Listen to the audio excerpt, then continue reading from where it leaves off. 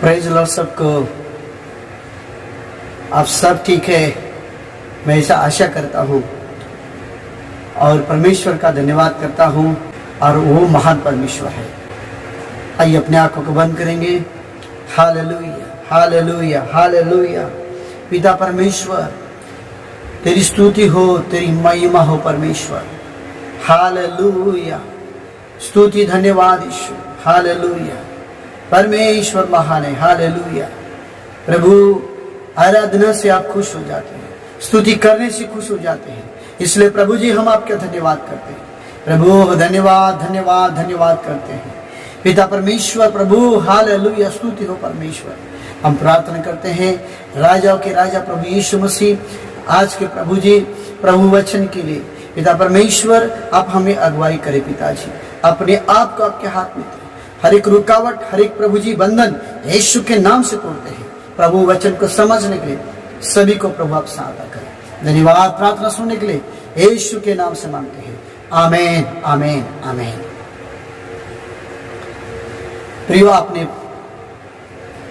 शुक्रवार का जो वीडियो था उस आपने देखा होगा कि क्रोध यीशु मसीह ने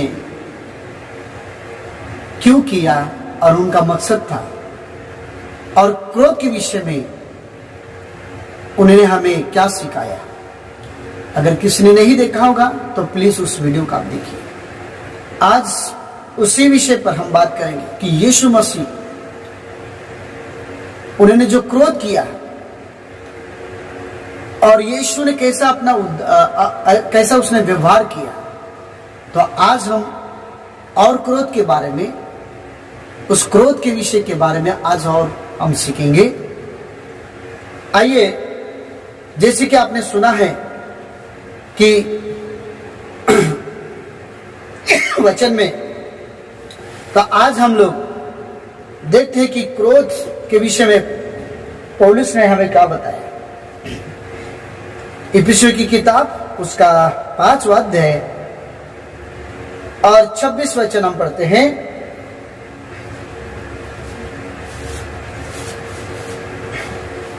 उस वचन में लिखा है, क्रोध तो करो पर पाप मत करो, सूर्य अंत होने तक तुम्हारा क्रोध ना रहे। यहां लिखा है क्रोध तो करो। पहले आपने सुना होगा कि जब यीशु कहते हैं कि तुम भाई के ऊपर क्रोध मत करो, तो आप उस बारे में आप सुना होगा। लेकिन यहां पे पौलुस कहता है कि क्रोध तो करो पर पाप मत करो, और सूर्य अंत तक, सूर्य अंत होने तक तुम्हारा क्रोध ना रहे। तो यह कौन सी बात है, और पौलुस का बोलने का मतलब क्या है? क्यों पौलुस ऐसा समझा रहा है क्रोध के विषय में? क्या गहराई है, क्या सच्चाई है? हम इसके बारे में आज इसके बारे में हम लोग देखेंगे, चर्चा करेंगे, और कैसे क्रोध के ऊपर विजय प्राप्त कर लेते हैं, कैसे क्रोध के ऊपर विजय प्राप्त करेंगे। यहां पौलुस कहता है कि क्रोध तो करो। बाइबल का वचन क्रोध तो करो ऐसा लिखा है। तो पास्टर जी आप बोलेंगे कि यहां ऐसा लिखा है तो हम जो क्रोध करना चाहिए। तो आइए हम लोग इसका मीनिंग, उसका अर्थ क्या हम देखेंगे। मेरे प्रियो, अगर 27 वचन पढ़ेंगे तो वहां लिखा है, और न शैतान को अवसर दो। 27 वचन में लिखा है न शैतान को अवसर दो। तो पौलुस जो क्रोध तो करो पर पाप मत करो, इनका बोलने का मतलब क्या है? क्यों ऐसे करें? क्योंकि 27 वचन में हम पढ़ते हैं कि शैतान को अवसर ना दे। मेरे प्रियो, ये जो क्रोध है, मनुष्य जो क्रोध करता है और उस क्रोध में आकर इंसान अपना नियंत्रण, अपना होश वश खो डालता है, और उस क्रोध में आकर बहुत कुछ कर लेता है। और कितना समय चला जाता है, कितना दिन चला जाता है, कितना महीना चला जाता है, क्योंकि क्रोध में होकर यह सब करता है तो उसे वो होश में नहीं आता है। इसलिए वो अगर वो होश में नहीं आया और नियंत्रण में नहीं रखा, अपने क्रोध को कंट्रोल नहीं किया, तो शैतान जो है उसी अवसर को ढूंढ रहा है, उसी बात को ढूंढ रहा है, और शैतान उस व्यक्ति को ढूंढ रहा है कि वो क्रोध करे, और क्रोध को लेकर, जो क्रोध करने के बाद शैतान को अवसर दे, उसको अवसर दे, और आपका क्रोध को लेकर, आपने जो क्रोध किया उसको क्रोध को लेकर अपने उद्देश्य को पूरा करने के लिए उसके पीछे पड़ा रहता है, यानी वो लोगों के पीछे पड़ा रहता है। क्रोध हमें करवाएगा, हमें उकसाएगा, ताकि हम क्रोध में भर जाए। हम फिर अपने आप को, जब हमें क्रोध से पूरा भरने के बाद, स्वाभाविक है हम इंसान हैं, हम क्रोध से भरने के बाद हम वो सब कुछ ऐसा करें जो नहीं करना चाहिए था, और अपना नियंत्रण खो डालें, और इसी क्रोध को शैतान अपने कार्य के लिए इस्तेमाल करना चाहता है। तो पौलुस हमें यह बात समझाना चाहता है कि क्रोध तो करो लेकिन पाप मत करो। मेरे प्रियो, क्रोध तो करो, वचन ध्यान से पढ़िए, और वहां पे आगे लिखा है पाप मत करो, तो पाप मत करो, यानी इस बात पे लिखा पाप मत करो, पाप मत करो, पाप मत करो। यानी पाप कैसे होता है? जैसे कि यीशु ने पहले उदाहरण में हम देख रहे हैं, मत्ती 5 अध्याय उसका 22 वचन में हमने पढ़ा है कि किसी के प्रति अगर आपने क्रोध रखा है हृदय में और लंबा सके, और आप वेदी के पास आए हो भेंट चढ़ाने के लिए, तो उसे ग्रहण नहीं करता परमेश्वर।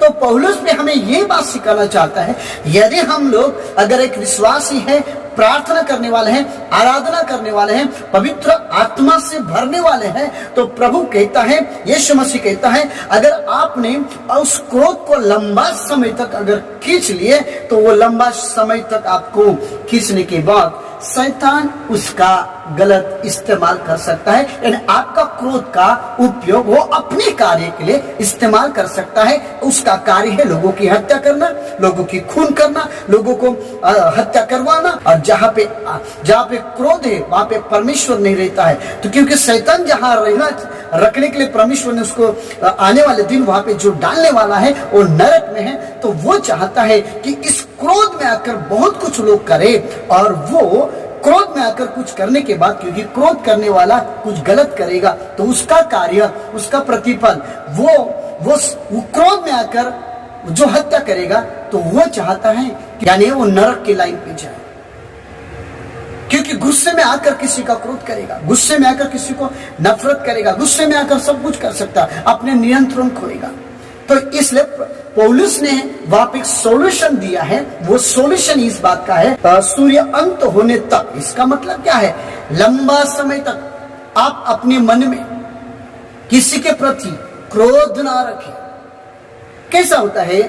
मान लीजिए हम स्वाभाविक हैं, हमारे प्रति किसी ने निंदा किया, या हमारे प्रति किसी ने झूठ बोला, या विरुद्ध में बोला, या हमारा अपमान किया, और आप सही है, तो आप स्वाभाविक है आपके अंदर गुस्सा आ सकता है, क्रोध भर सकता है। याद रखिए, यही क्रोध वो चाहता है कि लोग भरे। मेरे प्रियो, आप ध्यान से सुनिए, इस वचन को आपको समझना जरूरी है कि शैतान को मालूम है कि इनको गलत अगर इनके बारे में सुना जाए, इनकी कोई निंदा करे, या ये बात अगर वो सुन ले, तो इनका क्रोध भड़क सकता है। यानी वो क्रोध में आकर, वो क्रोध में आए और क्रोध में होकर वो लंबा समय तक भाई के प्रति गलत काम करे। देखिए शैतान का किस प्रकार का उद्देश्य है। तो स्वाभाविक रीति से आपको क्रोध आ सकता है। तो ध्यान से सुनिए, ये क्रोध कौन दे रहा है, किसके प्रति दे रहा है, क्यों दे रहा है? इसलिए बाइबल में वहां पे लिखा है ना, इसलिए पवित्र आत्मा के बारे में लिखा है वहां पे। आगे अगर आप चढ़ोगे, आप पढ़ोगे तो आपको समझ में आएगा। जिसकी बुद्धि हो, जिसके पास पवित्र आत्मा अगुवाई करता है, वो ध्यान से समझ में आएगा कि ये बुद्धि, ये जो क्रोध है, ये मुझे जो निंदा में सुना हूं, ये मेरा अपमान जो सुना हूं, ये अपनी बुद्धि या पवित्र आत्मा की अगुवाई से वो शांत हो जाएगा और शांत होकर सोचेगा और रुक जाएगा और बुद्धि से काम करेगा और पवित्र आत्मा से अगुवाई करेगा। इसलिए पौलुस कहता है कि हमें पवित्र आत्मा दिया है। मेरे पूरे पवित्र आत्मा क्यों दिया है? इस स्वाभाविक गुणों को समझने के लिए, स्वाभाविक इस बातों को हमें समझने के लिए कि उस पाप से, उस क्रोध के ऊपर कैसे विजय को प्राप्त करें। आज हम क्रोध को कैसे खत्म कर सकते हैं, कैसे हमेशा के लिए निकाल सकते हैं किसी के प्रति है, तो पवित्र आत्मा हमें दिया है ताकि उस बात के ऊपर हम विजय प्राप्त कर सकते हैं। तो हमें जो हम सुनते हैं वो सावधानी पूर्वक, कहीं ऐसा ना हो कि हमें उकसाए और हम क्रोध में भर जाए और हमारा भाईचारे का प्रेम, हमारे कलीसिया का प्रेम, हमारे चर्च का प्रेम, पास्टर के प्रति का प्रेम, भाई बहनी का प्रेम, दूसरे के प्रति का प्रेम, वो नाश करना चाहता है। तो लंबा समय तक इसलिए शांत हो जाइए। अगर आप कुछ बातें को सुनते हो तो शैतान उस बात को आपको उकसाएगा। दूसरी बात, आपको अपना उद्देश्य पूरा करने के सोचेगा। मैंने पहले भी कहा था, रिश्ते को, परिवार को, आज 2020 में आज सारे रिश्ते टूटे हैं क्रोध के कारण, गुस्से के कारण। वो यही तो चाहता है कि माता पिता का रिश्ता टूटे, भाई बहन का रिश्ता टूटे, क्रोध के कारण। क्योंकि लोगों के अंदर फूट आए, पहले क्रोध निर्माण करेगा, फिर फूट को निर्माण करेगा। तो ये जो कार्य है, इस बात को समझना है। इसलिए यीशु ने क्रोध के विषय में सही शिक्षा कैसे दिया, पौलुस ने सही शिक्षा कैसे दिया, इसको आपको वचन को सही रीति से पढ़ना जरूरी है। कुछ लोग ये सोचते हैं कि भाई बाइबल में लिखा क्रोध मत करो। मैं प्रियो, सही रीति से सुनिए। तो ये मैं नहीं कहता हूं कि आप क्रोध को करते रहो। आपको समझाना चाहते कि पौलुस ने हमें क्या सिखाया है कि ज्यादा अगर लंबा तक उस क्रोध को आपने खींच लिए तो वो आपका नुकसान हो जाएगा, यानी आप खतरे में हो जाओगे, आप नरक के दंड के भागीदार बन जाएंगे। क्योंकि नरक में तो शैतान को डालने का है ना, तो वो नहीं चाहता। इसलिए आपको उकसा कर आपकी हत्या करे, दूसरों की हत्या करे, और वो किसी को भागीदार बनाना चाहता है। इसलिए हमें पवित्र आत्मा दिया ताकि बुद्धि से काम करे कि ये क्रोध क्यों आ रहा है, और हम निंदा जो सुन रहे वो क्यों सुन रहे हैं। हो सकता है प्रभु में आगे बढ़ रहे हो तो हमारे उस पुराने स्वभाव को, क्रोध को उकसाने के लिए वो कोशिश करेगा। इसलिए सावधानी रहिए। इस क्रोध को आप विश्वासी लोगों से मैं कहता हूं सीरियस लीजिए। सीरियस बोले तो आप समझिए प्रभु के वचन को कि क्या समझाना चाहता है पौलुस हमें। जैसे किसी का अपमान होता है तो हमने पहले भी इस वीडियो के बारे में देखा है कि किसी का अपमान होता है तो उसको बहुत दुख लगता है, सीरियस होते हैं ना। तो पौलुस यही बोलता है, अगर किसी के प्रति, अगर हो सकता है कि भाईचारे के प्रति आपका प्रेम में कुछ बातों का आपने गलत फहमी के द्वारा आपके अंदर क्रोध पैदा हो गया, तो पौलुस ने हमें सोल्यूशन दिया, उस कलीसिया को सोल्यूशन दिया, उसे तुरंत क्षमा कर दो, तुरंत निकाल दो। ये पौलुस ने हमें सिखाया, यीशु ने जैसा सिखाया वैसा पौलुस भी शिक्षा दे रहा है। मेरे प्रियो, इस क्रोध को सीरियस लें। उसका प्लानिंग है कि आप उसके कार्य को इस्तेमाल करें। इसलिए क्रोध में आपको उकसाने का कोशिश करेगा और खतरनाक व आत्मिक जीवन को नाश करने का कोशिश करेगा। इसलिए यहाँ पे लिखा है, शैतान का अवसर मत दो, और शैतान का अवसर मत दो, आत्मिक जीवन को नाश करें। क्योंकि जब आप क्रोध से भर जाओगे तो आपका आत्मिक जीवन, प्रार्थना करने का, आराधना करने का मन नहीं होगा। वो ही तो चाहता है आपके परमेश्वर के साथ संबंध टूटे, लोगों के साथ रिश्ते को टूटे, भाईचारे का प्रेम ना रहे, कलीसिया के अंदर फूट रहे और भाईचारे दूर हो जाए। इसलिए गलती की किताब 5 उसका 20 से 21 तक शरीर के काम लिखा है। लेकिन ऐसे ऐसे काम करने वाले, उसमें से क्रोध है, क्रोध करने वाला भी यानी क्रोध करने वाले परमेश्वर के राज्य में प्रवेश नहीं कर सकता, वो नरक में जा सकता। वहां पे लिखा है मेरे परमेश्वर के राज्य में प्रवेश नहीं कर सकता, क्योंकि जहां शैतान को डालने वाला है नरक की आग में, वो क्रोध भय को लेकर दुनिया यानी सब लेकर वो आज भर चुका है। वो चाहता कि ऐसे ही लोग भरे और उसके भागीदार बन जाए, और ऐसे जो क्रोध करेगा वो नरक का भागीदार बन जाए। इसलिए यीशु ने, पौलुस ने वहां पे गलतियों की किताब पे भी हमें समझाया कि ऐसे काम करने वाले, क्रोध करने वाले परमेश्वर के राज्य में प्रवेश नहीं कर सकते। मेरे प्रियो, सीरियस लीजिए, प्रार्थना करते हैं, आराधना करते हैं, लेकिन आप क्रोध के विषय में सीरियस होते हो? अगर किसी के प्रति आपके अंदर अगर क्रोध आ रहा है या गुस्सा आ रही है, नफरत आ रही है, क्या उसके बारे में आप सीरियस होते हो? उसे सीरियस लीजिए, उसे ऐसे मत छोड़ दीजिए। मैं ये नहीं कहता कि आप सबके घर में जाके माफी मांगे, लेकिन आप उस क्रोध को तुरंत निकाल दीजिए और फिर प्रार्थना में बैठिए, यानी वेदी के सामने बैठिए। प्रभु आपकी प्रार्थना ग्रहण करेगा, यही तो प्रभु चाहता है। मेरे प्रियो, भजन संहिता में लिखा 37 में कि क्रोध से दूर रहो, परे रहो। 37 8 वचन में लिखा है, और जलजलाहट से दूर रहो। और नीति वचन 14 उसका 17 वचन में लिखा है कि जो झट से क्रोध करता है वो मूर्खता का काम करता है, यानी झट से क्रोध करता है। मेरे प्रियो, कुछ लोग जो होते तुरंत बात सुन लेते, तो उनको एक सेकंड भी नहीं लगता है कि उसको क्रोध में भरने के लिए। मेरे प्रियो, ऐसा मूर्खता का काम ना करें बाइबल का वचन के अनुसार। और बाइबल में यह भी लिखा है, नीति वचन का 14 उसका 29 वचन है, जो विलंब से क्रोध करता है वो बड़ा समझने वाला है। मेरे प्रियो, तो क्या क्रोध करना चाहिए? मेरे प्रियो, यहाँ पे लिखा है कि जो विलंब से क्रोध करता है, यानी धीरज के साथ, नम्रता के साथ, धीरज रखकर, क्योंकि आपको स्थिति परिस्थिति को देखना जरूरी है कि ये मेरे लिए जो आज क्रोध उकसाने की जो बात कर रही हो वो किसने किया है और इसके पीछे किसका हाथ है। कहीं ऐसा नहीं है कि ये शैतान का हाथ है और परमेश्वर से दूर जाने के लिए। इसलिए क्रोध करते समय हमें सावधानी बरतना जरूरी है कि ये किसने किया है और कौन उकसा रहा है। बाइबल में लिखा है कि क्रोध करने वाला, विलंब से क्रोध करने वाला, 16:32 में लिखा नीति वचन में कि विलंब से क्रोध करने वाला यानी वीरता है। हालेलुया, प्रभु की स्तुति हो। और सबसे बड़ी बात तो ये विलंब से क्रोध कौन करेगा? धीरज किसके अंदर आएगी? इसलिए नीति वचन 19:11 में लिखा है, जो मनुष्य बुद्धि से चलता है, जो व्यक्ति पवित्र आत्मा से चलता है, जो व्यक्ति बुद्धि का इस्तेमाल करता है, वही व्यक्ति विलंब से क्रोध करता है। और यहाँ नीति वचन यह में लिखा है, जो मनुष्य बुद्धि से चलता है वो विलंब से क्रोध करता है और अपराधों को भूल देता है और उसी की तो शोभा होती है। हालेलुया। यह वचन आपको बताया ताकि आप क्रोध के बारे में सही समझे अर्थ। याकूब हमें कुछ सलाह देता है। आइए हम पढ़ेंगे याकूब की किताब, उसका 1 अध्याय, और हमें 1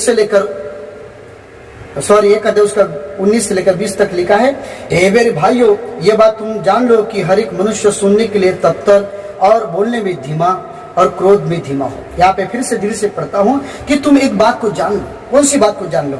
हर एक मनुष्य सुनने के लिए तत्पर रहे। मेरे प्रियो, अगर क्रोध को खत्म करना चाहते हैं तो पहली बात तो पवित्र आत्मा की सहायता से बुद्धि का इस्तेमाल करें कि ये शैतान के उपयोग कर रहा है मुझे। अगर ज्यादा देर तक रखूं तो मैं उसके लिए उपयोग हो रहा हूं, अगर उसे तुरंत निकाल दूं तो मैं प्रभु की आज्ञा का पालन कर रहा हूं। इसलिए सावधानी। और जो आप सुनते हो उसे, जो कुछ हम सुनते हैं वो क्या लिखा है कि ऐसा लिखा है कि सुनने के लिए कैसा रहे, तत्पर रहे, यानी सावधानी रहे, होशियार रहे। इसलिए हमने पहले भी बोला था कि जो क्रोध करता है वो बुद्धि से बुद्धि लगाएगा अपने। हो सकता है कुछ लोग ने परिवार में, अब मैंने बहुत बार ऐसे सुना है, वो इस प्रकार से है कि अदालत में, कोर्ट में उनका केस, बहुत लोगों ने हमारे लिए प्रार्थना करने के लिए बोला है। वो ऐसे कुछ लोग हैं जो कहते हैं कि उनके माता पिता कि मेरा बेटा आज जेल में है, तो पता चलता है कि उन्होंने अपनी भाई की हत्या किया, किसी ने अपनी बहन को मार दिया, किसी ने अपने दोस्त को खत्म कर दिया। कुछ भी कारण नहीं था, बस क्रोध में आकर अपने होश वश को खो डाला। और आज मुझे बताइए, जिस प्रकार से यीशु ने पहले भी कहा था क्रोध करेगा तो भी दंड भोगेगा, क्योंकि क्रोध में आकर उसने क्या किया, किसी की हत्या कर दी। मेरे प्रियो, हम सुनते हैं कि उन्होंने क्रोध में आकर, क्योंकि वो बात बाद में पता चला कि वो बात सही था, लेकिन किसी ने उसको भड़का दिया। तो पहले बातों को सुनिए, क्रोध करने से पहले आप शांत रहिए, सुनिए। अगर आप किसी की बात को नहीं सुनेंगे तो शैतान वो आपके वो सामने रहेगा, आपको पता भी नहीं चलेगा कि आपका ही इस्तेमाल कर रहा है। आपको लग रहा है कि उनका इस्तेमाल कर रहा है, वो आपको इस्तेमाल करने के लिए, क्योंकि शैतान को अवसर ना दो। इसलिए हर परिस्थिति को आप पहले सुनिए ध्यान से, फिर बाद में आप अपना विचार को प्रकट कर सकते हैं। और दूसरी बात है, बोलने के लिए धीमा हो, घाई मत कीजिए। इसलिए बाइबल में लिखा है कि उतावली ना करें। और पहली बात तो बाइबल ये कहती है, भजन संहिता 37:8 में, क्रोध से दूरे रहो ना। हालेलुया, क्रोध से दूरे रहो हमेशा के लिए। कैसे हमेशा के लिए क्रोध से दूर होंगे मेरे प्रियो? हाँ, है उत्तर, यीशु मसीह के वचन के द्वारा, पवित्र आत्मा की सहायता के द्वारा, पवित्र आत्मा के फलों के द्वारा और पवित्र आत्मा की अग्नि के द्वारा आप अपने अंदर जो गुस्सा है उस पर विजय प्राप्त कर सकते हो। आप प्रार्थना करें, बोलो हालेलुया। हमें सलाह दिया हमें याकूब ने हमें सलाह दिया कि पहले किसी की सुनिए तब, और फिर बाद जब बोलने में घाई मत कीजिए। हो सकता है कि उसे बहुत सारे दुर्घटना होने से बच सकते हैं। एक दूसरे के ऊपर गुस्सा या चिड़चिड़ाहट से आप बच सकते हो, और आपका रिश्ते से अच्छा बनाने से, यानी अच्छा रहना चाहिए। अगर आपको लगता है कि अच्छा रिश्ता आपका एक दूसरे के साथ रहना चाहिए, तो बोलने के लिए सावधानी बरतें। और यहाँ पे लिखा है कि क्रोध में धीमा हो। फिर से कहता है क्रोध में धीमा हो, यानी क्रोध कैसा धीमा। ये क्रोध किसका धीमा होता है? जो पवित्र आत्मा से चलते हैं, जिनका नया जन्म होता है, और जिनका नया जन्म होता है, जिनका पवित्र आत्मा के द्वारा, वचन के द्वारा नया जन्म प्राप्त किया है। जैसे यीशु मसीह के पास अधिकार था, और उस अधिकार के साथ मेरे प्रियो पवित्र क्रोध, इस किसी के भलाई के लिए क्रोध, पाप के विरुद्ध में आप खड़े हो सकते हैं। और यही बात हमें प्रभु यीशु मसीह ने सिखाया है। और 20 वचन में लिखा है, क्योंकि मनुष्य का क्रोध देखिए, मनुष्य का क्रोध कैसा है? यहाँ पे लिखा, मनुष्य का क्रोध परमेश्वर के धर्म का निर्वाह नहीं कर सकता है, यानी परमेश्वर के कार्यों को रुकावट कर सकता है मनुष्य का क्रोध। मराठी में ऐसा लिखा है उसी वचन को, कारण माणसाच्या रागाने देवाचे नीतिमत्वाचे कार्य घडत नाही। माणसाच्या रागाने देवाच्या नीतिमत्वाचे कार्य घडत नाही प्रियांनो, आणि मनुष्य के गुस्से के कारण परमेश्वर का काम नहीं होता है। आज बहुत सारे परिवार में यही परिस्थिति है, क्रोध के कारण, गुस्से के कारण आज उनके घर में सुख नहीं, शांति नहीं, समाधान नहीं है, क्योंकि सब लोग क्रोध करते, सब लोग गुस्से में आ गए, सब लोग क्रोध से भरे। तो वहां पे परमेश्वर का कार्य कैसा होगा? इसलिए पौलुस हमें शिक्षा दे रहा है, इस बात को शिक्षा दे रहा है। और भजन संहिता वाला कहता है कि उसे दूर हो जाओ ना, और पवित्र आत्मा की सहायता मांगो। कहीं ऐसा ना हो कि शैतान आपका इस्तेमाल करे। लंबा क्रोध हम किसी के प्रति पकड़ के रहे सालों साल, यह शैतान का प्लानिंग है कि तुम किसी को क्षमा ना करो। मालूम है आपको, एक बात आपको बताना चाहता हूं, क्रोध के ऊपर विजय प्राप्त करने आज तक चाबी नहीं निकली, लेकिन मेरे प्रभु यीशु के पास है, और मेरे प्रभु यीशु के वचन के पास है, और वो है क्षमा। क्षमा कर हर क्रोध के ऊपर विजय प्राप्त कर सकते हो, क्योंकि क्षमा जहां होती है वहां पे क्रोध ढीला हो जाता है। क्षमा जहां पे होती है वहां पे क्रोध ठंडा हो जाता है। और यही शैतान नहीं चाहता कि आप एक दूसरे को क्षमा करें, आप मेल मिलाप करें। इसलिए यीशु मसीह ने बार बार कहा, कुछ अगर आप भेंट प्रभु के पास लाते हो, अगर आप किसी भाई के प्रति, इसका मतलब भाई नहीं, पत्नी के प्रति हो, पति के प्रति हो, बच्चों के प्रति हो, रिलेटिव के प्रति हो, सबके प्रति, खाली भाई नहीं, एक व्यक्ति यानी सब हो गया। अगर कुछ बातें हैं तो याद रखना, वो निकालने का चांस आपको इसलिए नहीं दे रहा है ताकि ये शैतान की प्लानिंग है कि आपको नरक की आग में लेके जाए। कितना खतरनाक इस विधि को वो शैतान किस रीति से लोगों के अंदर डाल रहा है, इसे समझिए। आज अच्छे प्रार्थना करने वाले, आराधना करने वाले के जीवन में आज कड़वाहट है। क्यों? क्योंकि इस बात को समझते ही नहीं, इस बात को सीरियस लेते ही नहीं है। वो खाली प्रार्थना को सीरियस लेते, आराधना को सीरियस लेते, वचन को सुनने के प्रति सीरियस लेते हैं, चर्च में जाने के प्रति सीरियस लेते हैं, लेकिन मन में ये जो क्रोध है इसके प्रति कोई सीरियस नहीं लेता। क्या मैं आपसे प्रश्न करता हूं, क्या शाम तक आपने किसी का आपने दुख पहुंचाया है? सचमुच आपने किसी को माफ किया?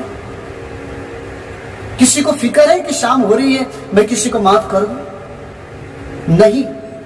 साल 2 साल दिन जा रहे हैं लेकिन कोई किसी को नहीं। मैं आपको कहता हूं, शैतान का अवसर ना दे। अगर आपको लगता है किसी के प्रति आपके मन में ऐसा दुख लग रहा है, ठेस लग रही है, और ये क्रोध शैतान का हथियार है, याद रखिए। अगर आपको लग रहा है, मैं क्या आपको ये सलाह देना चाहता हूं, उसे तुरंत उसे क्षमा मांगे या तुरंत उसको निकाल दीजिए हमेशा के लिए। यीशु बोलते क्रोध से दूर परे रहे, क्योंकि क्रोध में रहने वाला परमेश्वर के राज्य में उसके साथ में। आज इसलिए घर टूटे हैं, इसलिए क्रोध के कारण, क्योंकि वहां पे परमेश्वर का कार्य नहीं होता है। हम कई बार लोग सुनते बोलते हैं कि हमारे घर में शांति नहीं है, तो क्या नरक बन गया किसी के घर में? क्यों ऐसा लग रहा है?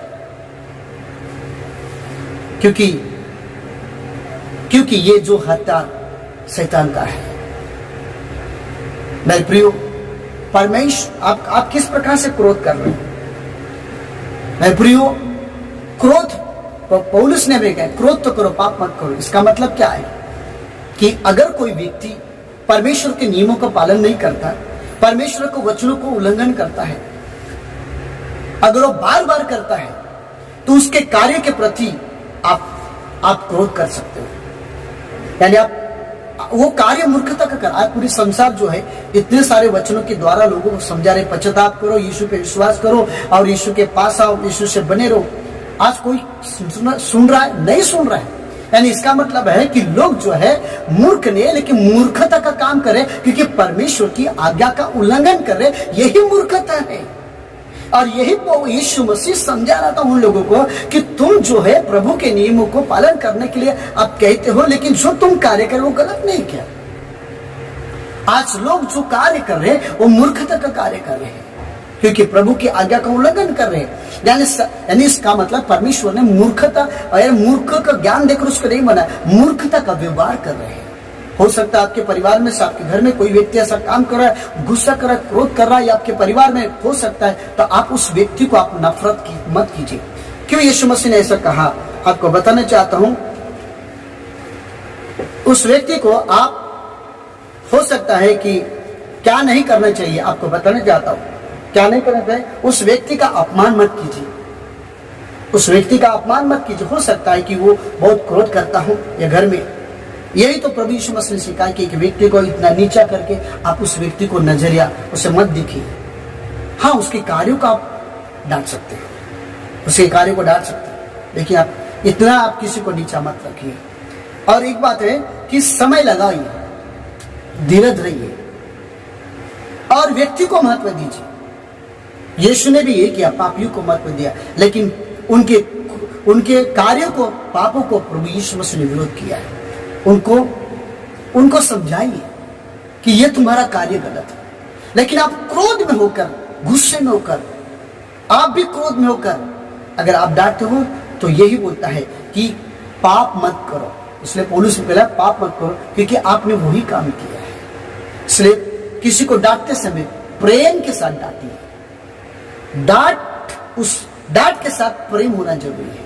आप खाली डांटोगे और उसमें प्रेम नहीं रहेगा तो वो बुराई की तरफ जा सकता है। अगर आप खाली क्रोध करते हो और लेकिन क्रोध में प्रेम नहीं है तो वो दंड का यानी वो बुराई की तरफ जा सकता है। तो इस बात को ध्यान देना जरूरी है मेरे प्रियो।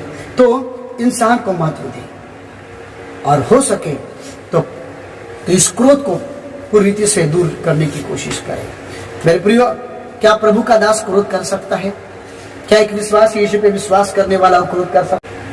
अगर सच्चे मन से पवित्र आत्मा से पाया हुआ परमेश्वर के वचन से चलता हुआ क्या वो क्रोध कर सकता है? कई ऐसे प्रश्न। क्या प्रार्थना करने वाला हो सकता है? मैं आपको एक उदाहरण से, निर्गम की किताब हम पढ़ते हैं कि एक यहाँ पे प्रभु का सेवक है, दास है, जिसका नाम है मूसा। और ये निर्गम की किताब हम लोग 37 अध्याय अगर आप पढ़ेंगे तो वहां पे लिखा है कि मूसा परमेश्वर के साथ बातचीत करने के लिए पहाड़ पर, सिय्योन पहाड़ पर जाते हैं। लेकिन ये इस्राएल लोग जो है, ये इस्राएल लोग मूसा का इंतजार नहीं करते। और मूसा जो है परमेश्वर के साथ रात दिन प्रभु के साथ बातचीत करते हैं और परमेश्वर उनको 10 आज्ञा देता है। लेकिन मूसा जब उतरता है और देखता है तो लोगों ने क्या किया? देखिए उस निर्गम उसका 32 उसका 17 वचन में लिखा है, तब उसने देखा, तब उसने कहा ये जो शब्द है ये न तो जीतने वाले का है और न हारने वाले का है। मुझे तो गाने का शब्द सुनाई देता है। वो कौन सा गाना? पिक्चर के गाने। डीजे लगाया है, इन लोगों ने डीजे लगाकर गाने लगाकर नाच रहे थे। और 19 वचन में लिखा है, तो छावनी के पास आते ही मूसा को वो बछड़ा और नाचना दिखाई पड़ा। उनका नाच दिखाई दिया, उनका डांस दिखाई दिया। देखिए परमेश्वर के लोग कैसे करते हैं। ये प्रभु के लोग हैं, या बाहर के लोग नहीं है, या प्रभु के लोग हैं, जो प्रभु पे विश्वास करने वाले लोग उनकी बात करते हैं। इस्राएल लोग भी किसके? परमेश्वर के लोग। उनके लिए क्या क्या नहीं किया परमेश्वर ने? बहुत कुछ उनके लिए चमत्कार किया, उनको दिन दिखाया, सब कुछ को प्रभु ने किया है।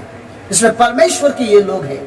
इसलिए देखिए परमेश्वर के लोग, यही लोग ने क्या किया? परमेश्वर के लोग कि इन्होंने बछड़ा बनाकर उसके सामने नाचना किया और डांस कर रहे हैं। और देखते हैं तब मूसा का क्रोध भड़क गया। मूसा का क्रोध भड़क गया और उसने तकियों को अपने हाथों से पर्वत के नीचे पटक कर तोड़ डाल दिया। मेरे प्रिय, मूसा का क्रोध क्यों भड़क गया? ये तो प्रभु के साथ था, यानी 40 दिन 40 रात परमेश्वर के साथ उपस्थिति में बैठा था और प्रभु उसके साथ बातचीत करता था। उसका उसका जो चेहरा बहुत तेज से भरा हुआ था। मेरे प्रियो, प्रभु के साथ उपस्थित रहने वाला, तो आप कहेंगे कि प्रार्थना करने वाला, आराधना करने वाला का क्रोध नहीं कर सकता? ये जो मूसा जो है प्रभु के साथ में संगति करने वाला, उपस्थित रहने वाला, ये क्रोध में इसके अंदर क्यों क्रोध भड़क गया? क्योंकि इसने गलत कार्यों को देखा।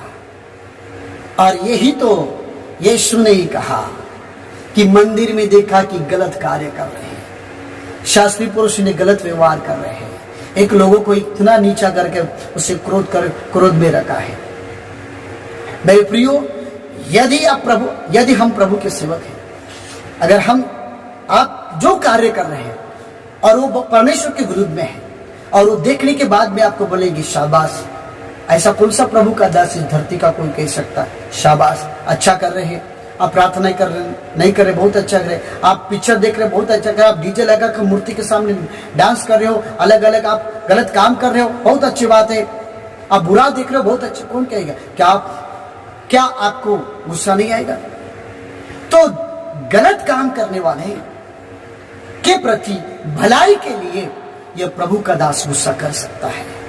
और यही बात हम देखते पुराने जीवन से भी कि मूसा गुस्सा से क्रोध भर गया कि इतना सारा इनके लिए प्रभु ने किया, लेकिन फिर भी ये डांस कर रहे हैं, ये उस मूर्ति के सामने और परमेश्वर को उसने अपमान कर दिए, इसलिए उनको गुस्सा है। क्या कलीसिया के ऊपर पास्टर गुस्सा नहीं कर सकता अगर कलीसिया गलत कर रही है, विश्वासी गलत लोग कर रहे हैं? क्या माता पिता अपने बच्चों को देखने के बाद भी बुराई हो रही है देख रहे, क्या उसके लिए आप बोलेंगे ठीक है? ऐसा आप कह सकते हो? आपकी आंखों के सामने बुरे बुरे चित्र देख रहे हैं, आपकी आंखों के सामने गलत कर रहे हैं, ये किसका काम है? माता पिता का काम। 24 घंटा आप उनके साथ रहते हो, क्या आप उसे डांट नहीं सकते? क्या आप उसे या कह नहीं सकते? क्या उसकी अपना गुस्सा नहीं कर सकते? मेरे प्रियो, अगर बुराई आपके सामने आ रही है तो आप गुस्सा कर सकते हैं, लेकिन याद रखना है, ये तो आज लोगों ने फायदा उठा दिया। क्यों? क्योंकि अनुग्रह का समय है। याद रखिए, ये अनुग्रह का समय, अनुग्रह का काल है। एक दिन ये अनुग्रह का काल खत्म होने वाला है। यीशु मसीह आएंगे, हमें लेके जाएंगे। जो यीशु में विश्वास करता है और सच्चे दिल से चलता है, तब अनुग्रह नहीं रहेगा, तब अनुग्रह का समय चला जाएगा, तब परमेश्वर ऐसा व्यवहार नहीं करेंगे, तब अपने क्रोध दिखाएंगे और क्रोध वाला परमेश्वर होंगे। लेकिन उसमें मत रहिए, इसके पहले सुधार जाइए और इस क्रोध को हमेशा के लिए निकाल दीजिए। क्योंकि याद रखिए, यीशु ने कहा, अगर कोई क्रोध अगर आप ऐसा रखते हो हमेशा के लिए, अगर बना के रखते हो, प्रार्थना करने वाला, आराधना करने वाला, अगर चर्च से जाने वाला, अभिषेक को प्राप्त करने वाला, किसी दास के प्रति या किसी की प्रति क्यों ना हो, या भाई बहन के प्रति क्यों ना हो, वो नरक का भागीदार बन सकता। सावधान रहिए, क्योंकि शैतान की प्लानिंग क्या है कि आत्मिक लोगों को भी, प्रार्थना करने वाले लोगों को भी, वो भी नरक में लेके जाने का कोशिश करेगा। कहीं सब बातों से आपको ठीक लग रहा होगा, लेकिन इस बात के लिए आप शून्य होता होंगे। मेरे प्रियो, इससे निकाल दीजिए हमेशा के लिए, क्योंकि बहुत सारे आत्मिक जीवन लोगों का नाश हो चुका है। और क्रोध का सही अर्थ समझिए, यीशु ने हमें क्या सिखाया और आपको समझना जरूरी है। मेरे प्रियो, जहां गलत होता है वहां पे डांट सकते हैं, वो भलाई के लिए, सुधारने के लिए, डिसिप्लिन के लिए। मेरे प्रियो, और याद रखिए, सूर्य अंत तक, इसका मतलब है ज्यादा देर तक उसके बारे में आप मत रखिएगा। आपको एक वीडियो दिखाते हैं, उस वीडियो को देखकर आपको पता चलेगा कि एक व्यक्ति किस प्रकार से उसने गुस्सा किया, अपने गुस्से को कंट्रोल नहीं किया। अरे बच्ची को उसने किस प्रकार से उसने चोट पहुंचाई। वो देखने के बाद आप शायद अपने गुस्से पर कंट्रोल रखना चालू कर दें। आप वीडियो में देख सकते हैं, एक आदमी गाड़ी लेकर घर के बाहर खड़ा है। इस आदमी ने बेल बजाई, लेकिन किसी ने गेट नहीं खोला। तो गुस्से में ये आदमी गाड़ी में बैठा और गेट तोड़कर गाड़ी अंदर घुसा दी। लेकिन इसे पता नहीं था इसका ये गुस्सा एक बच्ची पर कितना भारी पड़ जाएगा। अंदर से एक बच्ची बाहर आई, उसी वक्त इस आदमी ने गेट तोड़कर गाड़ी अंदर घुसा दी। बच्ची को चोट जरूर लगी, लेकिन बच्ची की किस्मत अच्छी थी, उसकी जान बच गई, नहीं तो बहुत बड़ा हादसा हो सकता था। थोड़ी सी देर का गुस्सा अनजाने में मासूम बच्ची की जान ले सकता था, और बाद में इस आदमी के पास पछताने के अलावा कुछ नहीं बचता। इसलिए जितना हो सके अपने गुस्से पर हमेशा कंट्रोल रखना चाहिए।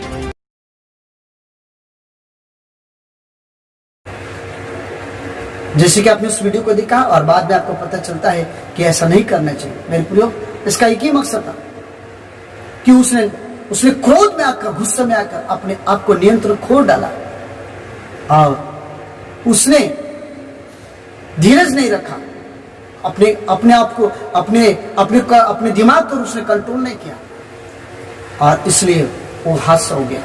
लेकिन वो प्रभु का, उसका अनुग्रह की वो लड़की बच गई। ऐसे कितने ऐसे लोग आज कर रहे हैं, कितने परिवार में ऐसे हो। प्रियो, नाश होने से पहले, किसी की हत्या होने से पहले, किसी का नुकसान होने से पहले आप उस क्रोध को फेंक दीजिए। मैं आपसे विनती करता हूँ, हमेशा के लिए क्रोध से ऊपर हो जाएंगे, दूर हो जाएंगे। प्रभु आपका आशीष दे। आइए प्रार्थना करें। पिता परमेश्वर, प्रभु आशीष संदेश के लिए धन्यवाद करते, इस वचन के लिए धन्यवाद करते हैं। यीशु मसीह प्रभु, हम हमेशा के लिए इस क्रोध को दूर करते हैं। हम इस बात को हम अवसर नहीं देते शैतान को, ताकि हमारे प्रभु, हम प्रभु की महिमा देंगे, हम परमेश्वर को मौका देंगे और हमेशा के लिए आज परिवार में, रिश्तों में, कलीसिया में जो फूट डालने वाला ये क्रोध जो है, ये प्रभु यीशु के नाम से, ये भाईचारे का प्रेम आज यीशु के नाम से पवित्र आत्मा के द्वारा मांग लेते हैं और प्रेम से भर जाए, पवित्र आत्मा से भर जाए, पवित्र आत्मा के प्रेम से भर जाए और इस क्रोध से परे रहे, दूर हो जाए। प्रभु ये मन दे ताकि वचनों को समझे। प्रभु प्रार्थना सुना, धन्यवाद यीशु के नाम से मांगते हैं, आमीन आमीन आमीन। प्रभु का आशीष दे। Praise Lord.